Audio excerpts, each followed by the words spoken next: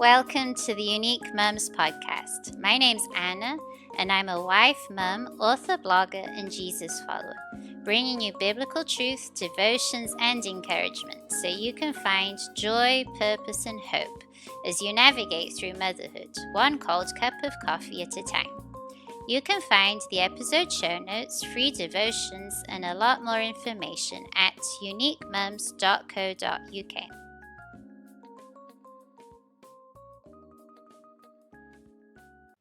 Hello, Mum. Welcome back to the Unique Mums podcast. My name's Anna, and I'm doing a series on slow living at the moment here on the podcast. So, during this series on slow living, I've been talking about managing our time, slowing down, spending time with God, and also I've been talking a little bit about technology and specifically social media. So last week I had a lovely conversation with my friend Erica Clay about social media, and she shared a little bit about her testimony, which was really lovely to hear. And I talked a little bit about my experience as well, but today I'm going to go into a little bit more detail. Okay, so when it comes to social media, I used to have a lot of accounts on social media, just a few weeks ago, in fact. I had a Twitter account, I had a Facebook account, I had an Instagram account, I had a YouTube account, I had LinkedIn, and I had Pinterest as well. In fact, with Instagram, I even had 2 different accounts. And on Facebook, I had 3 different pages. I had my blog page, I had my author page, and I had my personal page as well. So you could say that I had a lot of social media. And the reason why was because I used different platforms for different things. So I used Pinterest for my blog specifically, so to pin images onto boards, images for my blog and actually my podcast as well. And then I used YouTube as a way of getting my podcast to more people. Then I used Facebook and Instagram for my author pages and blog pages. I used Twitter more specifically for connecting with other writers. And then I had LinkedIn, which, to be honest, I didn't really use much. So anyway, a few weeks ago, I came to a conclusion about all of my social media. And that was that God was calling me to break up with social media. And this is, I'm laughing a little bit about this because it's kind of funny when you think that I had so many different accounts. But it wasn't just from one day to the other. Actually, it was a process where God had been speaking to me for a few years maybe already. He'd already been talking to me about social media specifically, like he'd already been showing me that it could have a negative impact on me because it was very distracting, and also I felt quite pressured with social media to put out certain content and all of that. So, but only more recently did I really feel that God was calling me to actually break up with social media. Okay, so now I'm going to be sharing you my 5 reasons for breaking up with social media. Okay, so the first reason is that social media was very time consuming and addictive as well, to be honest. So I think most of us can admit to this, that social media can be very time consuming. And part of that is because the more we use it, the more we tend to then use it. So there is that side of things. So the more content you create on the platforms, the more likely it is that you're going to go back on the platforms to check for engagement, for example. And this was one of my things. So I did use social media specifically to show off like either my writing or just my content in general, my heart as a writer. So I would share content that I would say is good in itself. But the truth was, when I would share that on social media, I would then feel like I needed to check like for engagement, and sometimes I would even engage with others to help my content also have more visibility, which I admit is not the best thing to do because it's self-seeking. But I did do this, and I know a lot of people do it as well. And I think a lot of this is related to the platforms themselves, they've been designed around the engagement for profit business model. And so, what they really want is for us as content creators and consumers to get into this mindset that we need to be engaging on there, that we need to be creating content, because we get rewarded when we do, and when we don't go on the platforms, when we just schedule posts, which I did a lot as well. If we just schedule posts and then we don't go on there, we just don't get rewarded in the same way. And this is how the platforms work. So this is a very specific thing with social media. And in the book that I'm writing at the moment, I did a lot of research about social media, because I was writing specifically about God's will for us as Christians to be more like Jesus in embracing the moment before us, in embracing community, embracing even our tasks and work without always getting distracted. And so I did a bit of research about social media specifically on why it's so distracting. And yes, it really is designed in a certain way to addict us and therefore distract us from other things, of course. So when I was doing this research, I really could see how it was having that impact on me, sometimes in some seasons more than others, but the truth was it was having that impact on me of addicting me, because I would want to go onto the platforms to see how my posts were doing, and I'd go onto the platforms to sometimes engage with others in order to also get engagement and all those kind of things. And I just felt God showing me that this wasn't healthy, that it wasn't good. So this was the first reason. The second reason I decided that it was time for a social media break was because of what I would call fickle algorithms. So this is still kind of related to what I was saying before, but social media does have very changeable algorithms. They're always changing. And like I was saying before, when I first used social media, so I started using it more actively in 2020, when I started writing my first book. And I just felt like at the time I could post things and people would see what I posted and it was good. And then after a bit, those kind of posts I used to have didn't really seem to work. And then it was more about reels. And then when I started creating more reels, I realized that not all of the reels were also getting visibility. So to actually do well with social media, I started realizing you had to keep changing tactics, as it were. You would have to change how you posted, how often, what you did, what you didn't do, if you used hashtags, if you didn't.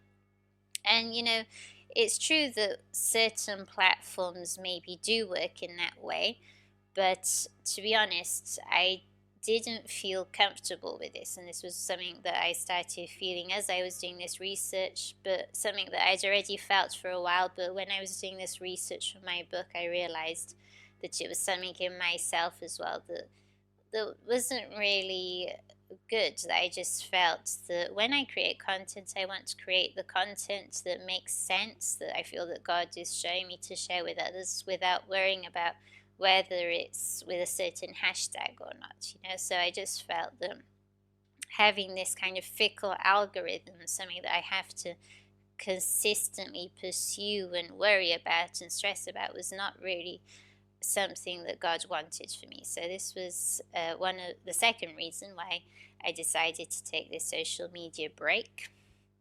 The third reason was because I started noticing on social media platforms, more specifically, I would say Instagram, Facebook as well, when I went on it, but I didn't go that often, and maybe Twitter as well, that a lot of the content seemed to be, or at least the content that comes up more on the home feed, which is where we usually go, was very curated and filtered. So I just felt like a lot of it was driven by this influencer culture where you post certain things and say things a certain way, or more salesy things. And this is because the people who are paying to boost their posts for more people to see, obviously they're usually selling a specific thing, which is understandable. But when you go onto social media more to connect with others, that's not always what you want to see. like more salesy type of content. And yeah, just even on YouTube, sometimes it feels like certain captions or certain thumbnails, they can be a bit kind of curated. They're more to get clicks, or certain topics, certain titles. And so this is one thing that I was also not particularly comfortable about. And it just felt, more specifically with Instagram, when I was scrolling through Instagram, I just felt the engagement was higher on certain types of content, especially like a really good resolution or lighting, really nice graphics, and not always the message. The message wasn't always good. In some cases it was, but in other cases, sometimes the message wasn't even like particularly great. It seemed to be more about the aesthetics, and that's a problem for me because I think that's fine. Like having nice visuals is good, and that's fine. And when I put photos for my blog, for example, I try to get pictures that I like and all that. But I think the message is always the basic thing that needs to be right.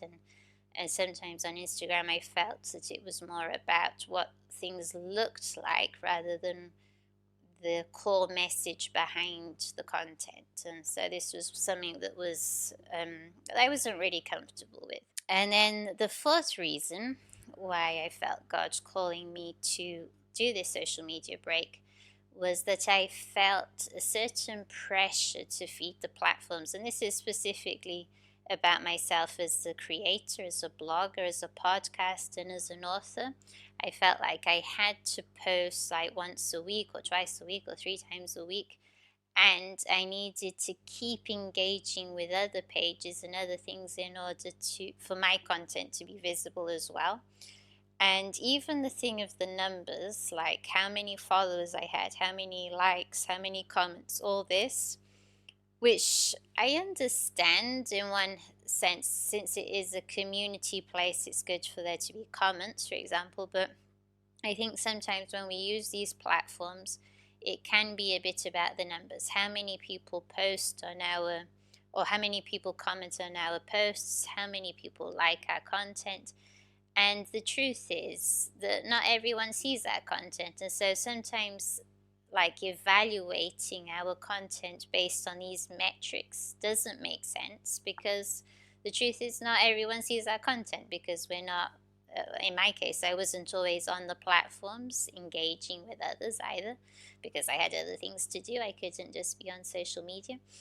And yeah, it's just not a very good way of seeing our content, because we're evaluating it from the standpoint of popularity, but without realizing that people aren't even seeing our content in the first place a lot of the time. And so this thing of feeding the platforms and the numbers and the metrics was something that was getting to me a bit as well. And I think it's also this thing of approval. So when I was on social media, I should say, because now I've nearly cut out everything, but when I was on social media, it could become a bit more of this thing of trying to gain people's approval, trying to gain likes and comments. But I really feel that God is calling me more for his approval. So when I create content, just to look at the things that he wants for me, and not worry about whether it has so and so likes or so and so comments. So, and then number 5, this is another thing which I don't think many people talk about, but this is my final reason for letting go of social media, and that is misperception of others. Now, what I mean by this is that sometimes within social media there can be some misperception. So sometimes we both misjudge others, and we are misjudged by others based on each other's highlight reels, so the things that we do share on social media, or even the small glimpses into each other's lives. So we get this idea from social media that what people are posting is their entire life, when in fact it's just a very small amount of their life. And so it can create this misperception of things when we're just posting. Even if we're posting a lot, we're just posting very small fragments of our lives, But the way it seems on social media is that that thing, that small thing, which is very small, it feels like a really big thing. And so we misjudge others, and we are misjudged by others because of this, because it just feels like these things that we're posting are our entire life, when in fact they're just highlights from our life or small glimpses into our life. They're not the whole picture. And so that's one side of things. The other side of things is also that sometimes with social media we can get offended when our friends don't like our content, but then we see them liking other people's content. And as I said before, this is usually because people don't see all of our content. So sometimes we post things that other people don't see. But we can get this idea that, oh, so and so liked my friend's post, but they didn't like mine, so we can get offended, or we can just get upset when people don't answer our messages, or whatever it is. It can very easily become this thing where we're not really communicating effectively because we're not really seeing the whole picture. And so this social media misperception is something that I think is very real and people don't always talk about. And this is actually one of my reasons for leaving. And specifically Facebook was one of the things, because I had, as I said, I had two profile pages, or rather I had an author page, a blog page, and my personal profile page. And I had this kind of presence there, but I didn't go on Facebook much. And sometimes I would get messages from people and I wouldn't see them till weeks after because I just didn't go onto Facebook that much. And then I started realizing that people could actually see the content I was posting because I was using it through Instagram, but then they wouldn't understand why I wasn't answering their messages. And that can also be a problem if you're kind of present on a platform but not really present. And so that's one of the reasons why I also decided to leave Facebook, even though it was one that I wasn't using actively, so it wasn't as addictive maybe. But then because I had a presence there, but then because I was auto posting through Instagram, but then not really going on the messages, that could also be a bit problematic. So this is one of the reasons why I left Facebook specifically. So those are the main, I would say, more kind of negative reasons why I went off the social grid. But I do have three positive reasons that I wanted to share with you. And the first positive reason is that I really feel like God has been calling me to focus more on face-to-face relationships.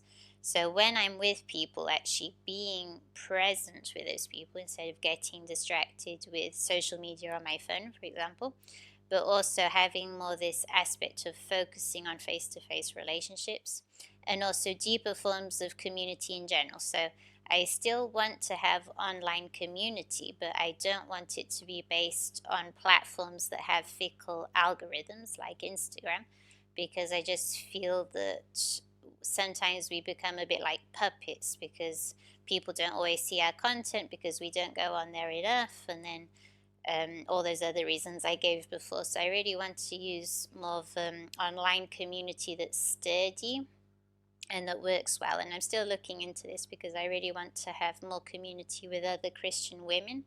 And I think that is important, but I just don't want to use social media. So, yeah. And then in number two, so another positive reason is that I really felt God calling me to really improve my ability to meditate, think, and work deeply. And what I mean by this is that as an author, the thinking process and the working deeply process is really, really important. And I feel like I'm actually, by saying no to social media, I'm actually going to be able to write better and think more deeply, because whenever I used to use social media, one of the effects that it had on me, besides being distracting, is that I couldn't do the same kind of deep focused work. So I got a bit glitchy, I couldn't concentrate, I would be, I don't know, just generally more distracted and not able to think deeply about things. And so I just felt like with this thing of letting go of social media, yes, I'm saying no to that, but at the same time, I'm saying yes to a better way of working and expressing and thinking through like even deeper biblical concepts and Bible study, which is important as a Christian author, and then being able to write better books that will have a better and deeper impact on the people reading those books. So instead of just thinking of my Christian content creation around social media, I'm thinking more about how I can focus on the actual book writing and think deeply and study the Bible and really, yeah, just be able to express myself better in writing as well. And then the third reason is that I really feel that God has been calling me to spend more time with Him. And when I was on social media, it's not like I didn't spend time with God. I did, but I would often get kind of distracted or feel rushed. And I don't know if you notice this when you use social media or not, but with me, using social media just made me in general feel more rushed, not feel as, I don't know, at peace. I can't really explain it with words. I can just say that since I've really reduced social media, I've just noticed I've been more able just to sit and pray and be with God without feeling that kind of distraction. And also when I go out into nature, and God really speaks to me a lot through nature, and I think He does with a lot of us. But when I'm in nature, I'm not worrying about like taking a photo to share on social media. I'm not thinking about a cute little caption or whatever. I'm just there and I'm just watching nature, and God is speaking to me through it. And then it's something that I can later write in a book. But yeah, it's just I can focus more. I can focus more on God and what He's speaking to me. So having this time with God and having this deeper focus is really, really important. And so those are the three good reasons. So now you're probably wondering, why on earth have I kept Pinterest and YouTube? Well, if you know that, maybe you didn't know that, but yes, you might be listening to this on YouTube and you might have found this actually through Pinterest. So yes, I have kept these two social media platforms, and there are two reasons, I suppose, for this, but they're very specific to each one. So I'll start with Pinterest. Now, with Pinterest, the reason I've kept it is, well, one of the main reasons is because I don't find it as addictive. The second reason is because I can use Pinterest in a very low-key kind of way, which means that, for example, I can pin images from my blog onto Pinterest without even going on the platform. So I do that by, I have like a Google Chrome extension thing that allows me to save images directly on my blog that will go onto boards on Pinterest, and I'm not even going into the Pinterest feed. So that's another thing. But then the main thing is that I see Pinterest more as a search engine kind of platform rather than just social media. Obviously, it does have social media elements to it, but it doesn't have to be. It can be more search engine based with keywords and descriptive titles and that kind of thing. So, and then with YouTube, it's similar because I feel like YouTube also has the social media elements to it, but you don't have to use it so much as social media because, for example, when I use YouTube, I use the search bar and I sometimes click on a few videos that might come up on my home screen, but I don't really scroll through YouTube. It's not something I've ever done. And I very rarely go into the comments section of YouTube. So basically, I use it more for searching for specific music or podcasts. So I use the search bar, or things that I already listen to and that I like sometimes come up on my home feed. And then I click on those kind of things that I already know that I like. And so I wouldn't say I use it much as social media. I don't find it addictive per se. Like I do listen to things on there just because I like the content itself, but I don't like I would easily listen to the content on Spotify. I don't really watch the videos. So yes, with YouTube, I feel like it's okay to use it because I don't feel that it's addictive and feel like it's more search engine based. I feel like it can be quite organic, and it's just another way that I can broadcast my podcast. So, yeah, that's the reason why I decided to keep YouTube as well. So, yes, for today, this is it. This is what I wanted to share with you. But just to let you know that I have the show notes, which is a blog post that I created for the Unique Mums blog. Even if you're not a mum, you can go and check that out. And if you are a mum as well, of course, if you want to see it all written down. And yeah, that's it for today. This is actually the last episode in the Slow Living series, but I'll come back for a new series which is called Missional Motherhood. But before I go, just to let you know that all of these podcast episodes are up on the blog. So if you want to check them out, you can go on the blog and just put the podcast tab at the top. Just click on there and find the different posts. And if you have any questions or comments, please don't hesitate to get in contact with me. I'd love to hear from you, so please do. And also, don't hesitate to share the word, share this podcast with other mums who would be blessed by it.